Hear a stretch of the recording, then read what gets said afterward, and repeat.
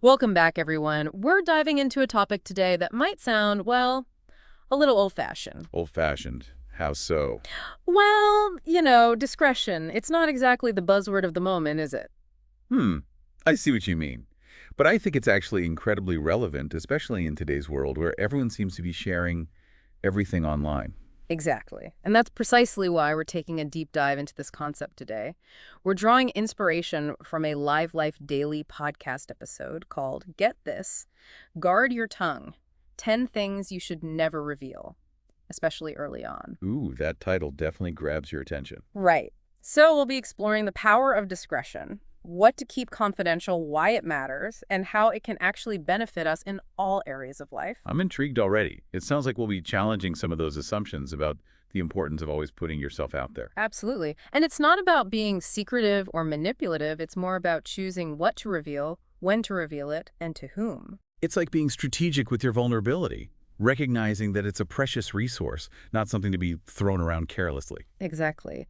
The Life Daily episode actually starts off with this proverb, Proverbs 26.1, and it says, and I'm paraphrasing here, that repeating past follies is like a dog returning to its vomit. Wow, that's a pretty vivid image. Right. It definitely gets the point across. So let's start there. We all make mistakes. We all have things in our past that we'd rather not repeat. But when does owning our past become oversharing? And how much do we really need to reveal about those past mistakes? That's such a great question. And it's something we all have to navigate, right? Totally. Like, on the one hand, we don't want to be ashamed of our past. We want to own our mistakes, learn from them, and grow. Right, and seeking forgiveness for those mistakes is important too, whether it's forgiveness from others or forgiveness from ourselves. Absolutely. But on the other hand, broadcasting those mistakes to everyone we meet can actually hold us back. It's like, why give people ammunition to judge us or hold us back when we're trying to move forward? It's like you're giving them permission to define you based on your past, rather than who you are now. Exactly. It's like that saying, you wouldn't show up to a job interview and tell them about all your biggest failures, right? Oh, You'd highlight what you learned, how you grew, and how you're now a better candidate because of those experiences. such a good analogy. So it sounds like this Leave Life Daily episode is suggesting that we apply that same kind of strategic thinking to other areas of life as well. Exactly. And they actually bring up a great example, the Apostle Paul. Oh yeah, what about him? Well, he was this incredibly influential figure in the early church, someone who had a profound impact on the spread of Christianity. But even he was constantly being judged and criticized for his past. It's like people couldn't see past his past actions, even though he had clearly changed and dedicated his life to something greater. Right. And it makes you realize that even when we've sincerely apologized and made amends for our past mistakes, forgiveness from others isn't always guaranteed. And that's where discernment comes in, I guess. Choosing wisely who you share your story with. Yeah, because some people might use that information against you, whether consciously or not. It's about recognizing that vulnerability is a gift, not a weapon to be used against you or something to be wielded carelessly. I love that. Okay, let's shift gears a bit and talk about future plans, which is another area where discretion can be really powerful. We all have dreams, right? Those exciting new ventures we want to launch, the creative projects we're passionate about, those life goals we're striving for. Totally. And when we're fired up about something new, it's so tempting to shout it from the rooftops, to tell everyone about it, to get that validation and support. Oh my gosh, I am so guilty of that. It's like Oh, telling people about my plans somehow makes them more real, you know? Like yeah. it solidifies them in the universe.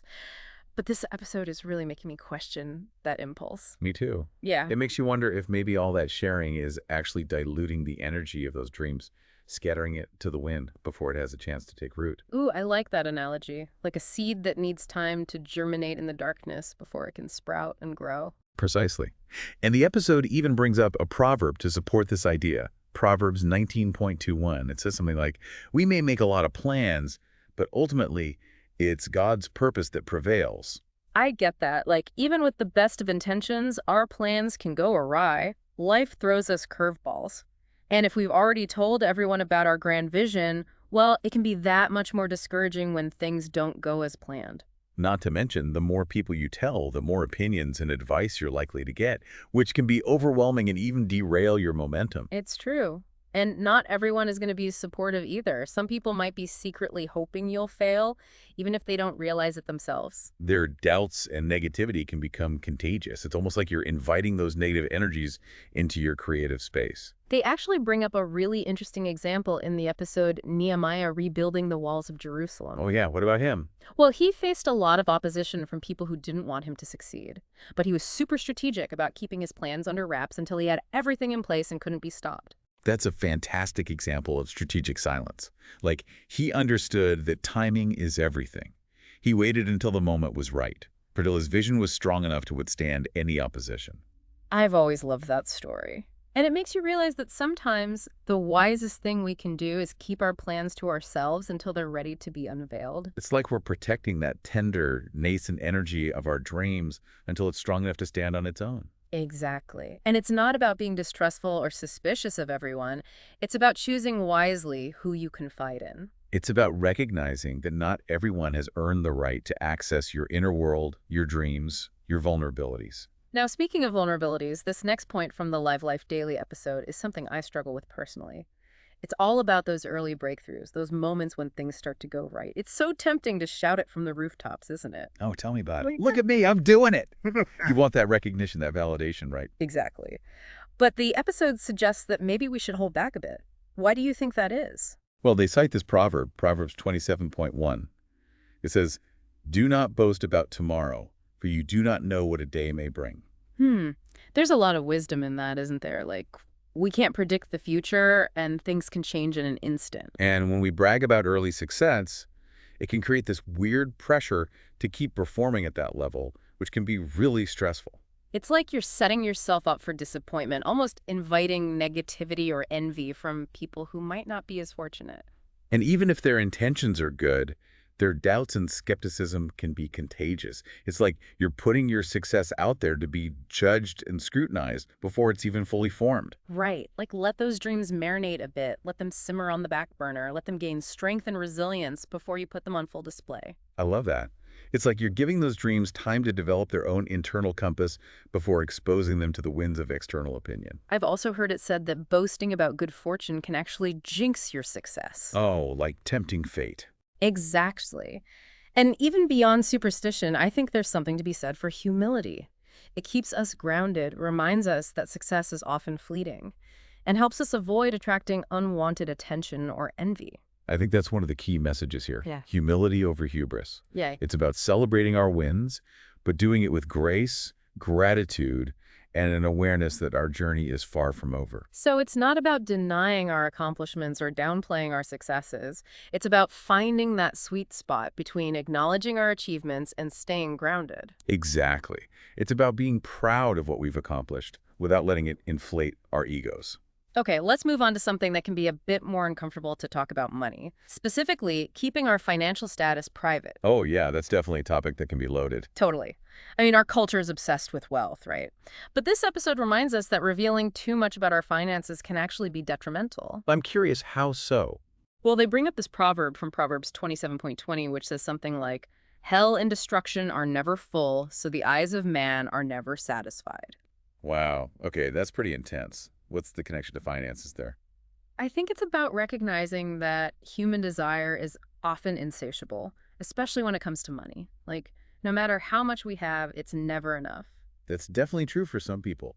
Always chasing the next big thing, never content with what they have. Exactly. And if people know you have money, they might come to you for loans, investments, or donations, even if it's not appropriate or if you're not in a position to help. Or they might start treating you differently, with more deference or even envy, which can be really uncomfortable. Yeah, it's like they see you through the lens of your financial status, rather than seeing you for who you truly are. It reduces you to your net worth. Exactly. And on the flip side, if you're struggling financially and you're open about it, well, it can attract a different kind of unwanted attention. People might see you as vulnerable, an easy target for scams or predatory lending. You're almost putting a target on your back. The episode actually brings up the story of Hezekiah from the Bible as a cautionary tale. What happened with him? Well, he was a king who was very proud of his wealth and possessions. He even showed off his treasures to some Babylonian envoys, thinking he was impressing them. But what he didn't realize was that He was essentially giving them a blueprint for a future invasion. They saw his wealth, they reported back to their king, and guess what happened? They came back for more, I'm guessing. Exactly. And it led to all sorts of problems down the road. It's like a classic example of how ostentation can backfire. So this episode is encouraging us to be more discreet with our finances, not out of shame or secrecy for the sake of it, but as a form of self-protection. Precisely. It's about recognizing that money can be a magnet for both positive and negative energy, and that sometimes it's best to keep a low profile. And I think it also ties back to that earlier point about contentment, Yeah. right? Focusing on gratitude for what we have rather than constantly comparing ourselves to others or chasing after more. Absolutely. Okay, let's dive into something a bit more mysterious: spiritual experiences and prophecies. Ooh, I love this topic. It's so fascinating how these deeply personal, often transformative experiences can be so difficult to articulate or share with others. It's like they belong to a realm beyond words, a realm that defies our attempts to capture it with language. I've always wondered about the right way to handle these kinds of experiences. Like, when is it appropriate to share, and when is it best to keep them close to your heart? Right. And the Live Life Daily episode really emphasizes the importance of discernment in this area, seeking guidance from trusted spiritual mentors and allowing those experiences to unfold in their own time. That makes sense. It's like you're protecting the sanctity of those experiences, recognizing that they're not meant to be broadcast to the world. They actually use the example of Daniel in the Bible. Oh, what about him? Well, he was given this incredible prophecy, but he was told to seal it up until the appointed time. Like, it wasn't meant to be revealed until a specific moment in history had arrived. Exactly. And I think there's a lesson there for all of us, even if we're not receiving prophetic visions.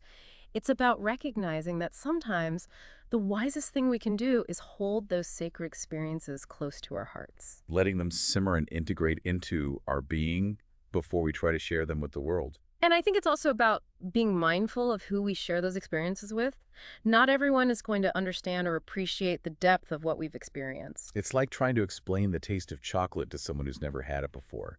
The words just can't do it justice. So it's about protecting those tender, nascent parts of ourselves from skepticism, ridicule, or even well-intentioned misunderstanding. Exactly. And I think this also ties back to that earlier point about choosing our confidants wisely. Yeah. We want to surround ourselves with people who will honor and respect our spiritual journeys, even if they don't fully understand them. Okay, let's move on to a topic that can be a bit more down to earth, but equally important: family matters. Oh yeah, family dynamics can be so complex. Everyone has their own history, their own baggage, their own perspectives. And it's so tempting to vent about those family issues to anyone who will listen, right? Especially when we're feeling frustrated or hurt. I think we've all been there at some point. But the Live Life Daily episode really emphasizes the importance of honoring that inner circle, of keeping family matters within the family whenever possible. Like, don't air your dirty laundry in public. Exactly. And I think there's more to it than just appearances. There's a real sense of loyalty and respect that comes with keeping family matters private. It's like you're protecting the sanctity of those relationships, recognizing that what happens within the family should stay within the family. Right. And when you start sharing those private details with outsiders, well, it can create all sorts of problems. People might form judgments about your family members based on your perspective, which might not be entirely accurate or fair. And it can damage relationships, create gossip and speculation, and even erode the trust that holds families together. Exactly. It's like you're inviting those external forces into your family dynamic, which can disrupt the delicate balance of those relationships. And I think it also ties back to that idea of taking responsibility for our own healing. Like, instead of venting to everyone who will listen, maybe we should focus on addressing those challenges within the family unit itself. I agree. And they actually bring up this proverb that I think speaks to this, Proverbs 15.22. It says something like, plans fail for lack of counsel, but with many advisors, they succeed. That's interesting. It's almost suggesting that airing family dirty laundry to anyone who will listen is like seeking counsel from the wrong sources. Like, maybe we should be more discerning about who we turn to for support when it comes to family matters. I like that interpretation. It's like, instead of gossiping with friends or acquaintances, maybe we should seek guidance from a therapist, a counselor, a trusted spiritual advisor, or even just those family members who are willing to engage in healthy communication and conflict resolution. And sometimes it's just about having those tough conversations directly with the people involved rather than talking about them behind their backs. That takes courage, but it can be so powerful. Speaking of relationships, let's move on to romantic partnerships. The Live Life Daily episode talks about respecting the U.S. within a relationship, which I think is so important. It's about recognizing that a romantic relationship is this sacred space, this shared container for intimacy and vulnerability. And it's a space that needs to be protected, right? Just like we would protect our own personal boundaries. The proverb they cite for this is Proverbs 25.9. Do not reveal another's secret. Someone will despise you. It's interesting how they tie discretion to character here. It's like being a trustworthy partner isn't just about keeping secrets, it's about having integrity. Absolutely. And that integrity extends to how we talk about our partners, both to their faces and behind their backs. It's about treating them with respect, honoring their privacy, and recognizing that what happens between us is sacred and not meant to be shared with the world.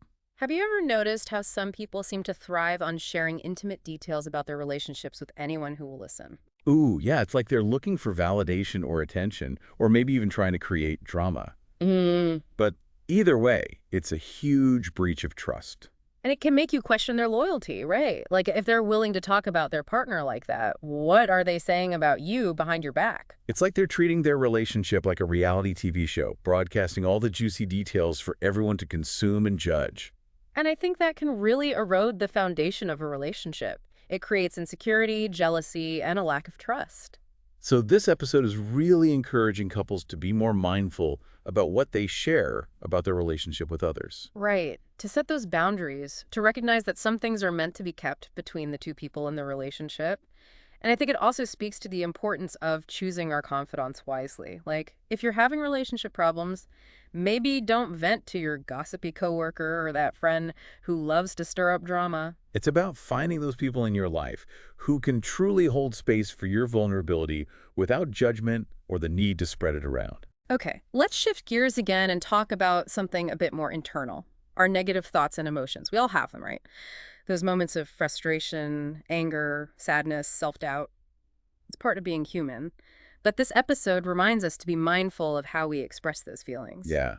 It's so easy to get caught up in that negative spiral, to let those thoughts and emotions dictate our reality. And it's like the more we dwell on those negative thoughts, the more power we give them. They start to cloud our judgment, affect our mood, and even impact our physical health. The episode actually quotes a verse from the Bible that I think speaks to this beautifully. It's from Philippians 4:8, and it says, "Finally, brothers and sisters, whatever is true, whatever is noble, whatever is right, whatever is pure, whatever is lovely, whatever is admirable, if anything is excellent or praiseworthy, think about such things." Wow, that's so powerful. It's like a gentle reminder to shift our focus to the good, to the things that uplift and inspire us. And it's not about denying or suppressing our negative emotions. It's about recognizing that we have a choice in how we respond to them. We can choose to dwell in that negativity, or we can choose to shift our focus to something more positive. I think it's also about being mindful of the language we use, both internally and externally. What do you mean by that? Well, the words we choose have a powerful impact on our thoughts and emotions. Like if you're constantly telling yourself, I'm such a failure or I'll never be good enough, well, guess what? You're more likely to believe it. It's like you're programming your subconscious mind with negativity. Exactly. And the same goes for how we talk to others. If you're constantly complaining or gossiping or putting people down, it's going to create a toxic environment, both for yourself and the people around you. I've always loved that saying, be mindful of your thoughts, they become your words. Be mindful of your words, they become your actions. Be mindful of your actions, they become your habits. Be mindful of your habits, they become your character. Be mindful of your character, it becomes your destiny. That's so good. It really highlights that ripple effect, right? How our thoughts, words, and actions all contribute to shaping the reality we experience. It's like this episode is encouraging us to become the architects of our own lives, to choose to focus on the good, the true, and the beautiful, and to use our words to create a more positive and uplifting reality. And I think that all ties back to that idea of self-mastery, right? Mm-hmm. The more we can control our thoughts, our words, and our actions, the more empowered we become to create the life we desire. Okay, let's move on to something that can be really challenging, dealing with personal struggles. We all go through tough times, right? Those moments of loss, disappointment, heartbreak, and even trauma. Life throws us curveballs. It's inevitable. And this episode really emphasizes the importance of having trusted confidants in those moments, people we can turn to for support, guidance, and a listening ear. But how do we choose the right people to confide in? That's such a great question. It's not about spilling your guts to anyone who will listen. It's about being discerning, about recognizing that not everyone is equipped to handle our pain. Right. It's about finding those people who can truly hold space for us without judgment or the need to fix things. And I think it's also about being mindful of the other person's capacity to hold that space. Like if you're going through something really heavy, you want to make sure that the person you're confiding in is emotionally stable enough to handle it. You don't want to burden someone who's already struggling with their own stuff. Right. That's like adding fuel to the fire. It's about being respectful of other people's boundaries as well as our own. And I think that's where discernment comes in. It's about asking yourself, is this person in a good place to receive my pain? Are they capable of holding space for me without getting overwhelmed or taking on my burden as their own? It's about recognizing that vulnerability is a gift, but it's also a responsibility. Exactly. And I think this episode also highlights the importance of prayer in those moments of struggle. Oh, interesting. How so? Well, they reference James 5.16, which says, "Therefore confess your sins to each other and pray for each other so that you may be healed. The prayer of a righteous person is powerful and effective." Now, whether you subscribe to a particular religion or not, I think there's a powerful message there about the healing power of sharing our burdens and seeking support from a higher power. It's like you're surrendering your pain, acknowledging that you don't have to carry it alone. Exactly. And that surrender can be incredibly liberating.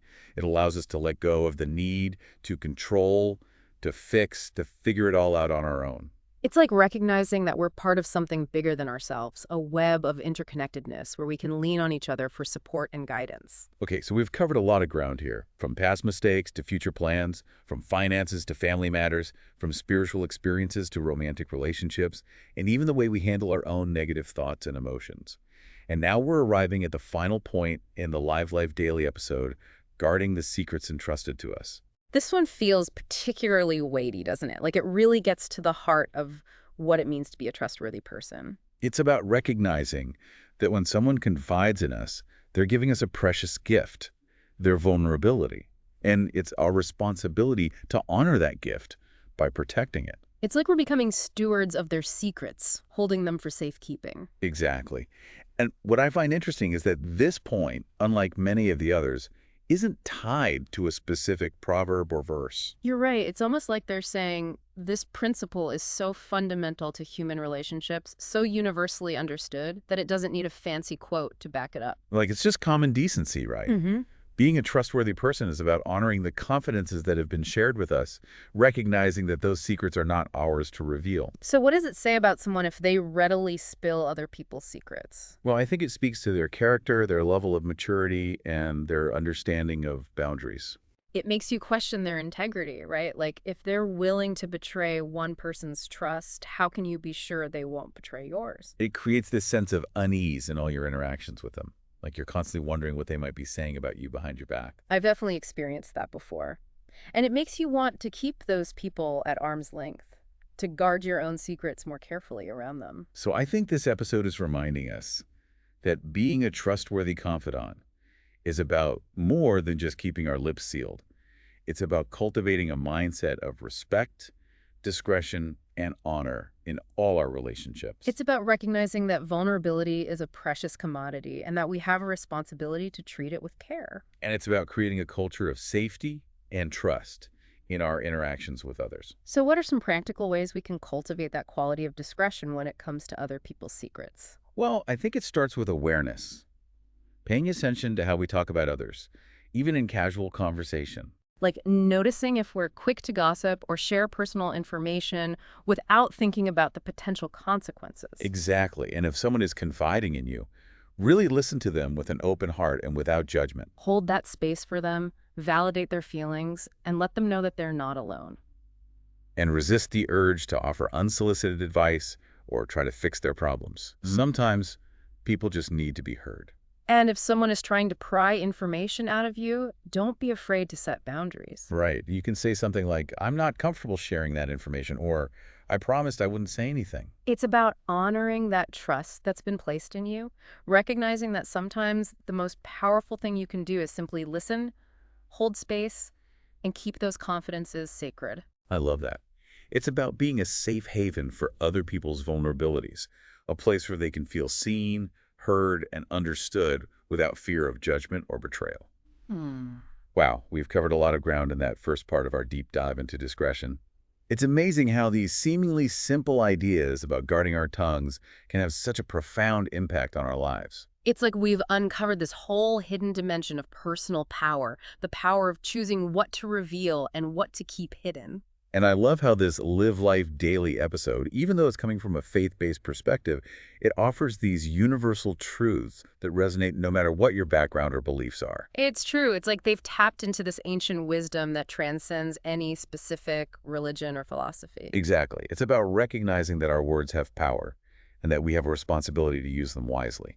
So before we dive into some final reflections and takeaways, let's do a quick recap for our listeners. We started by exploring the idea of not dwelling on past mistakes. Right. It's not about denying our past or pretending it didn't happen. It's about choosing wisely who we share those experiences with and focusing on how we've learned and grown from them. And then we talked about the importance of protecting our future plans and dreams from negativity and doubt. Yeah, it's so easy to get caught up in the excitement of a new idea and want to tell everyone about it. But sometimes that premature sharing can actually sabotage our efforts. It's like we're inviting those negative energies into our creative space before those dreams have had a chance to take root. Precisely. And remember that example from the Bible, Nehemiah rebuilding the walls of Jerusalem. Oh, yes. Such a powerful story about strategic silence and waiting for the right moment to unveil your vision. It's like he understood that timing is everything. He waited until he had all his ducks in a row, and his vision was strong enough to withstand any opposition. Then we talked about the importance of humility, especially when it comes to those early breakthroughs and successes. It's so tempting to brag when things start going our way. But this episode encourages us to celebrate those wins with grace and gratitude, recognizing that success is often fleeting and that our journey is far from over. It's like that saying, don't count your chickens before they hatch. Exactly. Yeah. And remember that proverb about not boasting about tomorrow because you don't know what a day may bring? That's some serious wisdom right there. And then we delved into the always sensitive topic of finances. Ooh, yeah, that one can be tricky. Money is such a loaded subject, and our culture is so obsessed with wealth and status. But this Live Life Daily episode really encourages us to keep our financial status private, not out of shame or secrecy, but as a form of self-protection. It's about recognizing that money can be a magnet for both positive and negative energy, and that sometimes it's best to keep a low profile. We talked about how revealing too much about our finances can attract unwanted attention, envy, even financial risks. It's like you're putting a target on your back for scammers, opportunists, or even just people who want a handout. Right. And it can also distort relationships, making people treat you differently based on your perceived wealth or lack thereof. Then we explored the delicate balance of sharing those deeply personal spiritual experiences and prophecies. Yeah, those are the moments that can be so transformative, but also so hard to put into words. It's like they belong to a realm beyond a language, a realm that defies our attempts to capture it with words. And the episode really emphasizes the need for discernment in this area, seeking guidance from trusted spiritual mentors, and allowing those experiences to unfold in their own time. We talked about how sharing prematurely can expose those precious experiences to negative influences, skepticism, or even ridicule. It's like you're putting those tender, nascent parts of yourself out there to be judged and potentially wounded. Exactly. And it can make you question your own intuition, your own connection to the divine. Then we got into the always complex world of family dynamics. Oh boy. Family relationships can be so challenging. We all have those moments where we just want to vent about our crazy relatives. It's so tempting to air our dirty laundry to anyone who will listen.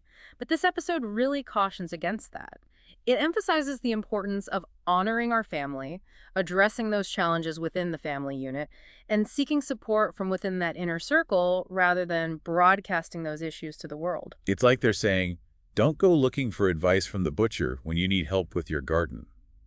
Family issues are best handled within the family whenever possible. We talked about how sharing those private family matters with outsiders can damage relationships, create gossip and speculation, and erode the trust that holds families together. Right. It's like you're inviting those external forces into your family dynamic, which can disrupt the delicate balance of those relationships. And then we moved on to romantic relationships, emphasizing the importance of respecting the us within a partnership, treating those relationships as sacred spaces that need to be protected. It's about recognizing that what happens between two partners is private and not meant for public consumption. We talked about how oversharing about our relationships, especially those intimate details, can create insecurity, jealousy, and a lack of trust. Yeah, it's like you're turning your relationship into a reality TV show, broadcasting all the juicy details for everyone to consume and judge. Not exactly a recipe for a healthy, thriving partnership.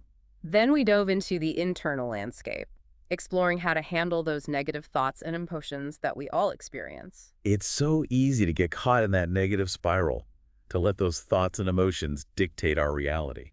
But this episode reminds us that we have a choice in how we respond to those negative thoughts and feelings. And it's not about denying or suppressing those emotions. It's about being mindful of how we process them and how we choose to express them. We talked about the power of positive self-talk, the importance of choosing our words carefully, and the transformative potential of prayer and seeking support from a higher power. And then we explored the importance of having trusted confidants, those people we can turn to for support and guidance when we're going through those inevitable challenges and personal struggles. We talked about how choosing those confidants wisely is crucial, recognizing that not everyone is equipped to handle our pain or hold space for our vulnerability without judgment or the need to fix things. It's about finding those people who can truly listen with an open heart and offer genuine support without trying to take over or make it about themselves. And finally, we arrived at that last point in the Live Life Daily episode, guarding the secrets entrusted to us, honoring those confidences that have been shared with us. This one really gets to the heart of what it means to be a trustworthy person, someone who can be relied upon to keep those sacred spaces safe. And I think what's so powerful about this point is that it's not tied to a specific proverb or verse. It's just this universal truth that we all instinctively understand that betraying someone's trust is a violation of something sacred. Exactly. It's like this fundamental code of ethics that transcends cultures and religions. So what does it say about someone if they're quick to spill other people's secrets? What does that reveal about their character? Well, I think it suggests that they might not be as trustworthy as they seem. And it makes you wonder, if they're willing to betray one person's trust, how can you be sure they won't betray yours? It erodes that sense of safety and security in the relationship. So this episode is really encouraging us to be more discerning about who we confide in, choosing those people who have demonstrated their trustworthiness over time. And it's also a reminder that we have a responsibility to be trustworthy ourselves, to honor those confidences that have been shared with us, to be those safe havens for other people's vulnerabilities. I love that image, a safe haven for vulnerability. So as we move into the final part of our deep dive, I'm curious to hear what's resonating with you. What are some of the key takeaways that stand out for you from this episode? You know, it's funny how this deep dive into discretion has really shifted my perspective. At first, I have to admit, the idea of guarding your tongue felt a bit restrictive, almost like we were being told to hold back from expressing ourselves fully. I know exactly what you mean. It was almost like we were supposed to become these super secretive, tight-lipped versions of ourselves. Like suddenly we had to watch every word we said for fear of saying the wrong thing or revealing too much. Exactly. But as we've explored these 10 points from the Live Life Daily episode, it's become clear that discretion isn't about shutting down communication altogether. It's more about becoming more intentional, more skillful, even more artful in how we use our words. It's like we're being given this toolkit for navigating the complexities of life and relationships with more wisdom, more grace, and more awareness of the impact our words have on ourselves and others. I love that analogy of toolkit. And I think what's really empowering about this whole conversation is that it puts you in the driver's seat. You get to decide what you share, when you share it, and with whom you share it. It's like you're reclaiming your power, right? We're no longer at the mercy of other people's expectations or opinions. You're consciously choosing how you want to show up in the world. Exactly. And it's not about becoming this completely guarded, unapproachable person. It's about finding that balance between authenticity and discretion, between being open and being protective. It's like we're learning to become the guardians of our own stories, choosing to share those stories in ways that feel safe, empowering, and aligned with our values. I love that, the guardians of our own stories. It's such a beautiful image. It's about recognizing that our stories are precious, that they deserve to be handled with care, and that we have the right to choose who we share them with and how we share them. This whole conversation has me thinking about the different ways we communicate, even beyond words. Oh, interesting. Tell me more. Well, think about body language, facial expressions, even the energy we project. These are all forms of communication, and they can reveal just as much about us as our words, sometimes even more. That's so true. We might think we're keeping a secret, but our nonverbal cues could be betraying us left and right. Exactly. So this idea of discretion, of guarding our tongues, it extends beyond just the words we speak. It's about cultivating a sense of awareness in all areas of our lives, in how we present ourselves to the world, and in how we interact with others. It's about being mindful of the messages we're sending, both consciously and unconsciously.